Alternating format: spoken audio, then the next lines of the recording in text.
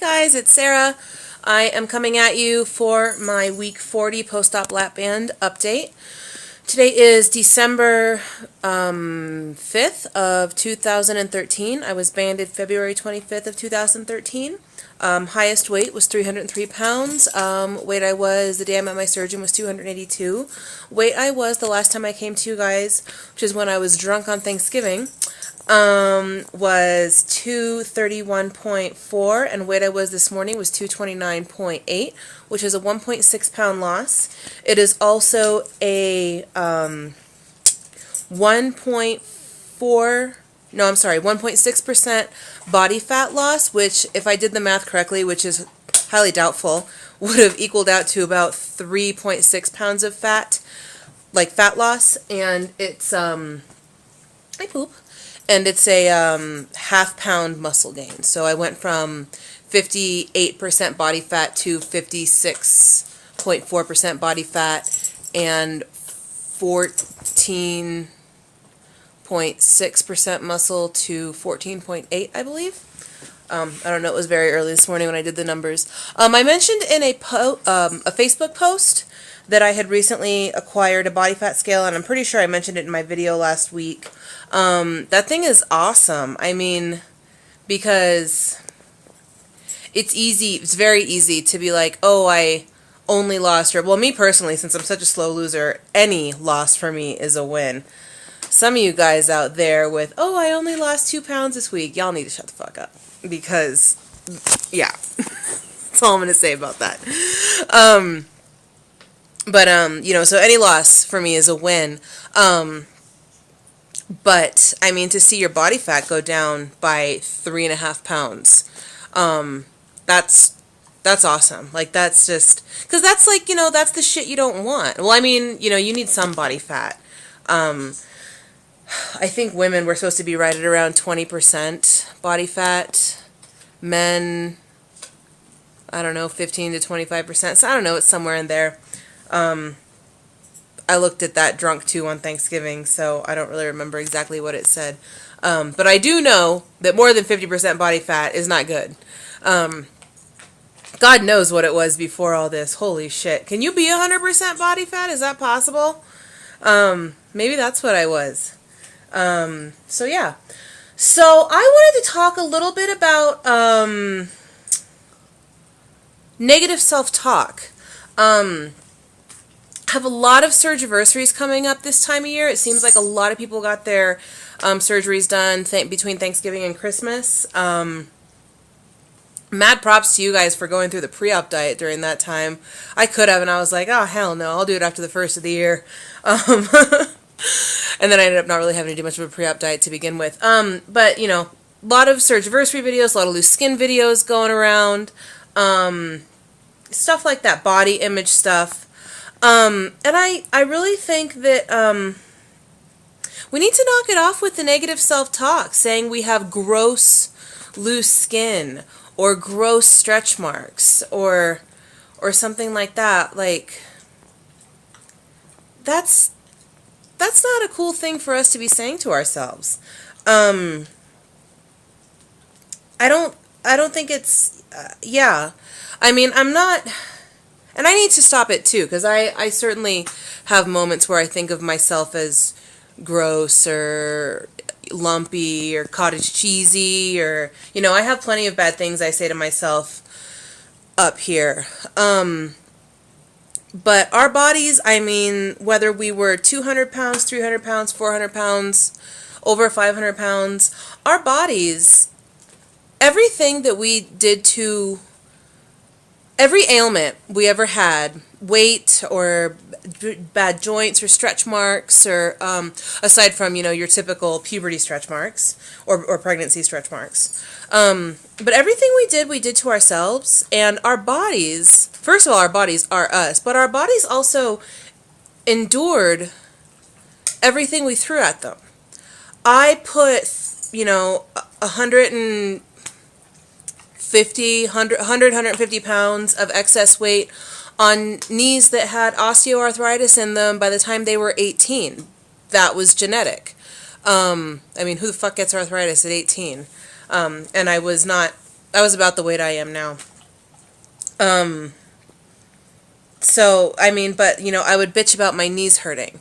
Well, I made my knees hurt. I mean, because I still have osteoarthritis, and while they get stiff sometimes, you know, and they especially get stiff if I run or do something high impact. The everyday walking, you know, having to sit down, you know, stuff like that. Everything that I did to myself by taking off 70, what am I at now? About 73 pounds of excess weight. I did that too. I was kind to my body in that way. I am not thrilled with the way my stomach looks. I mean, I will one up a lot of you guys. A lot of you guys, you know, men and women, we have fat in our midsection. It's really hard to tone that up. I've shown it before. I will show it again. I not only have loose skin on my stomach, I have a scar. Let me see if I can get this set up to where I can show you guys. You'll have to excuse my messy house. We just got our tree delivered today. And, yeah, everything's in disarray. So, I have this. Dig that, yo. Look at that. Big old honking scar, and it goes all the way up here, ends way down here, right above my vajay. That was something a little out of my control. I've talked about it before. That was when I had a cyst that grew out of control, and I didn't have health insurance at the time, so I had to wait until it was 25 pounds, and then I got it taken out. But sometimes I look at my stomach and I'm just like, it's never gonna, even with plastics, it's never gonna be flat, smooth, pretty. But my body endured me housing a 25-pound tumor and kept me alive, kept my heart beating. And my body is now, in the way that it endured all the abuse that I did to it, and that's just talking food. That's not talking the drugs I did when I was younger, or the truckloads of wine I've drunk, or the cigarettes I've smoked. I mean, I've done some, and still do sometimes, do some pretty heinous things to my body, and it keeps me going. It keeps pumping blood, and it keeps, you know, one foot in front of the other, and my brain still works. And for a lot of us, I'm a slow loser, but for a lot of you guys in this community, you know, you're going through some very, very rapid weight loss, and that's awesome, and I'm totally a green-eyed monster most of the time when it comes to that. That aside, I mean, look at what you did to your body, and look at what you're doing to your body now, and look at how your body is trying to keep up with you. I don't ever want to hear anybody in this community ever say ever again that they think their body is gross, because it's not. It's you, and you're not gross. None of you are gross. I mean, this isn't very well thought out. I've been thinking about it a lot, but it's not very well thought out. From where I stand with a lot of you guys, I see just hard work, dedication, you know, major diet modification, going from being very sedentary or doing, you know, very, very low impact, you know, exercise, walking, etc., you know, things that you could do when you were 250, 300, 400, 500, whatever, however big you were. And I see you guys doing Zumba, going hiking, going to yoga every day, eating less than 1,000 calories of protein, taking vitamins. I mean, doing so many amazing things, and your bodies are getting smaller and smaller. And of course things will be loose. I mean, that's to be expected. You can't stretch something out. You know, there's not a single item of clothes that any of us bought, you know, that looks the same after we've worn it, you know, a million times. It's not like we can wash ourselves in Woolite and go right back to where we were. God, wouldn't that be great, though? So, Yeah.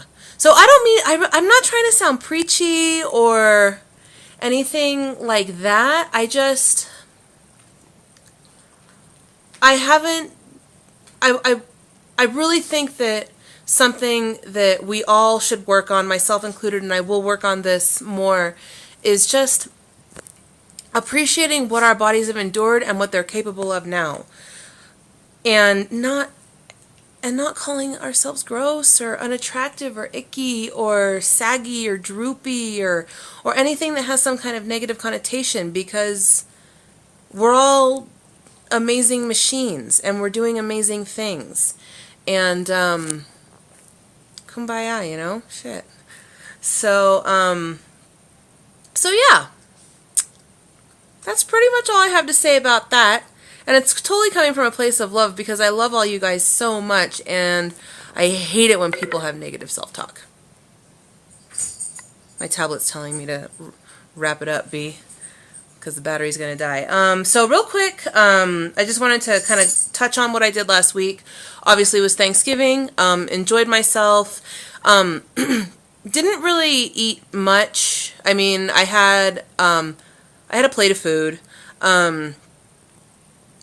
And then had a lot of alcohol, secret alcohol, and then got the drunk munchies that night and killed off like salami and cheese and pumpkin pie and all that stuff. Still only woke up with like a 1.2 pound gain, I think it was. Like, it was nothing terrible.